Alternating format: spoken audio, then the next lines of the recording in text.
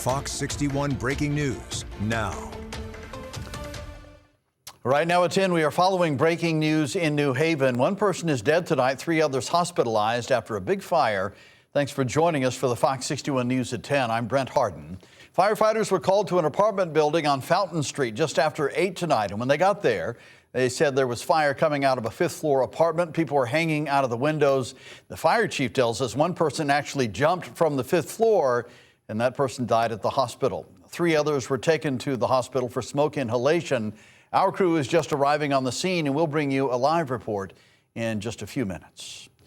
All right, tonight, concerns over the safety of online dating after a Burlington man was charged with assault. Police say the man met women through the dating app Bumble, and on at least 2 occasions, the dates took a violent turn. Fox 61's Kay Pattyfoot talked to people tonight about why caution is key when it comes to online dating. The details in this case are disturbing, and that's why some people I spoke with say they avoid dating apps altogether, or they take time to vet out who they are talking to. Back in March, state police were called to Clare Hill Road in Burlington for a report of a woman's suspicious death on March 30th. Cole Werhan, a 28-year-old man, was the only other person there, and during the investigation, his phone was taken as evidence. But he has not been charged with her death.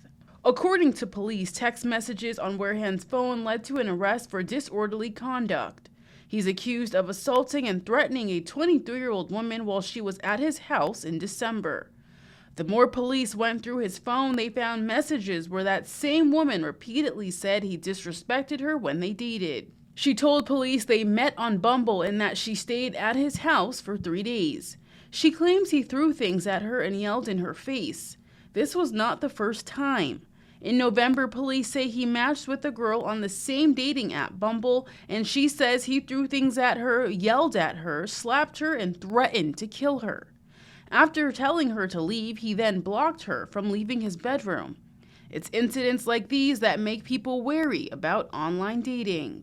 Online dating is so hard because, like, in-person dating, you see the person, like, in real life, but, like, other than that, like, I don't know, internet safety is crazy nowadays because, you know, you could be talking with like a bot or something, you know, crazy like AI crap is going on, you know. For online dating, I would say that just don't automatically trust people just because they say they're someone, because obviously catfishing is like a pretty big thing now, and like people can easily just like Google photos of someone and be like, that's me, and then like, yeah.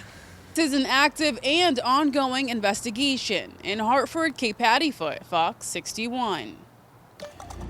Thank you, Kay. A Norwich man has been sentenced to 44 years in prison for a 2022 murder. A judge today sentenced 25-year-old Atlantic Balitamai for the shooting death of Jashira Pagan. The prosecutors say Balitamai shot Pagan outside her Norwich home following an argument in November of 2022. A jury found him guilty of murder and unlawfully discharging a firearm earlier this year. Today was super nice. We ended up seeing the warmth without the humidity, which was really nice. And overnight lows will be falling back into the 50s as we head through the overnight hours. For some reason, my graphics need a special kick here.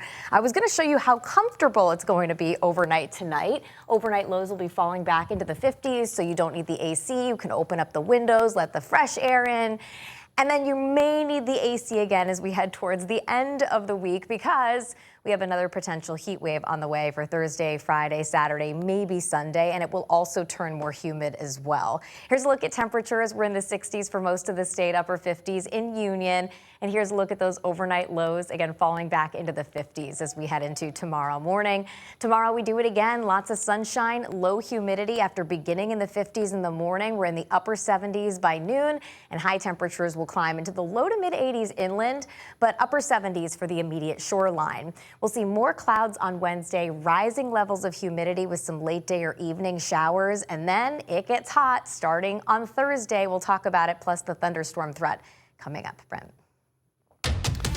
All right, Rachel, thank you. Tonight we are learning more about the plans in place for a historic farm in Cheshire. The new owners bought the property last month, and at a town hall meeting tonight, they told the community what they plan to do with it. Fox 61's Valerie Moravi was there and has the story. Yeah, some of those concerns neighbors brought up in the meeting were traffic jam and potential noise coming from the venue. And one of the owners of the farm addressed those concerns.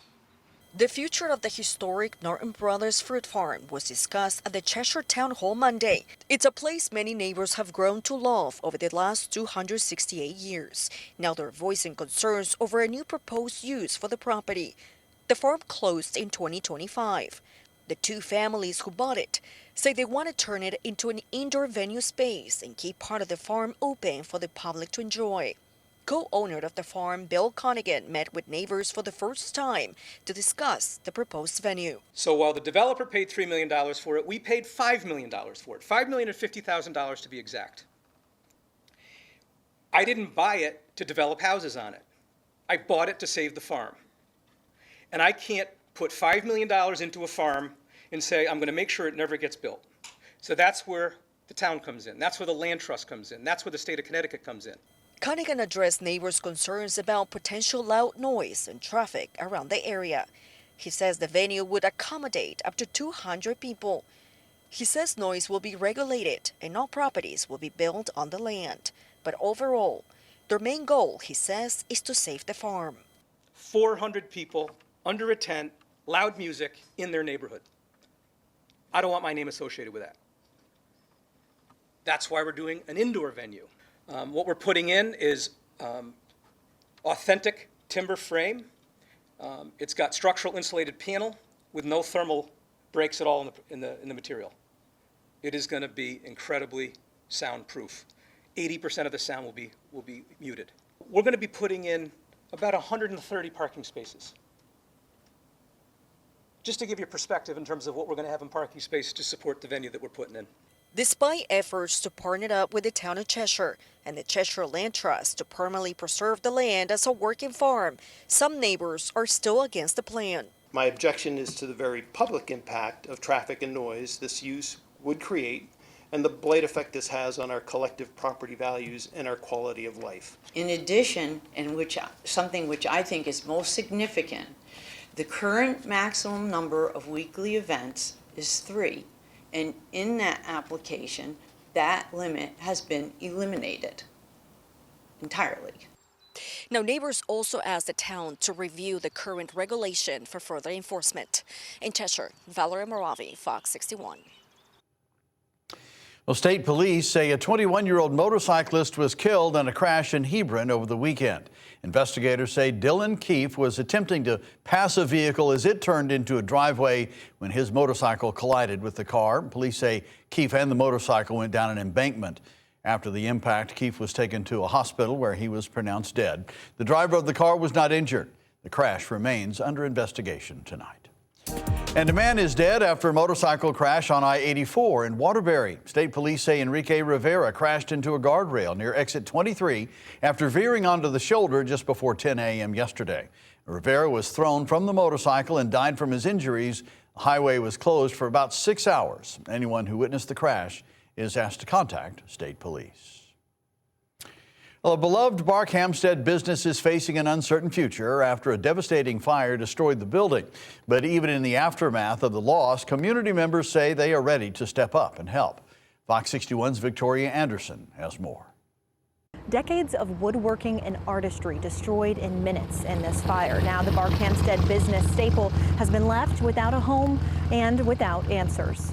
It was an all-hands-on-deck near disaster on Old North Road in Barkhamsted. Over a dozen local departments responded to a 2-alarm fire at Sorahan Construction. There's a lot of wood, a lot of paint and chemicals, finishing chemicals and stuff like that inside, so some special hazards that we had to look out for. Chief Tyler O'Neill with the Riverton Volunteer Fire Company told us it was a challenge dodging the tons of kindling and chemicals inside the shop. If the fire gets into the dust collection system, it can spread very easily, so luckily that was far away from the fire. The fire first sparked in the electrical room, spreading into the garage and eventually the roof. There was one employee in the shop when the fire started, but he made it out before first responders arrived. Yeah, it's kind of scary. News of the fire spread just as fast, especially among Barkhamsted small business owners like Rick Goulet. It would be devastating if it happened here. It would be a nightmare. And after decades of building cabinets for Connecticut, locals say it's the community's turn to help them build back. Yeah, the community will come together help them out. And the owners that I spoke with said that even with all the unknowns at the moment, what they do know for sure is that they will rebuild, hopefully sooner rather than later. In Barkhamsted, Victoria Anderson, Fox 61. A car crashed into the front of a commercial building in East Haven earlier today. Firefighters responded to the 800 block of Foxen Road and found the vehicle had driven through the front of the business. One person was evaluated at the scene, but officials say no serious injuries were reported. 2 people are under arrest and a third is wanted after police say a copper pipe theft caused flooding at a Windsor Locks home. Investigators say the suspects cut copper piping at a house on South Center Street early Saturday morning while no one was home, causing the basement to flood. Police arrested Matthew Jones and Reginald Leach and are still searching for Kristen Shortman, who they say drove the getaway car.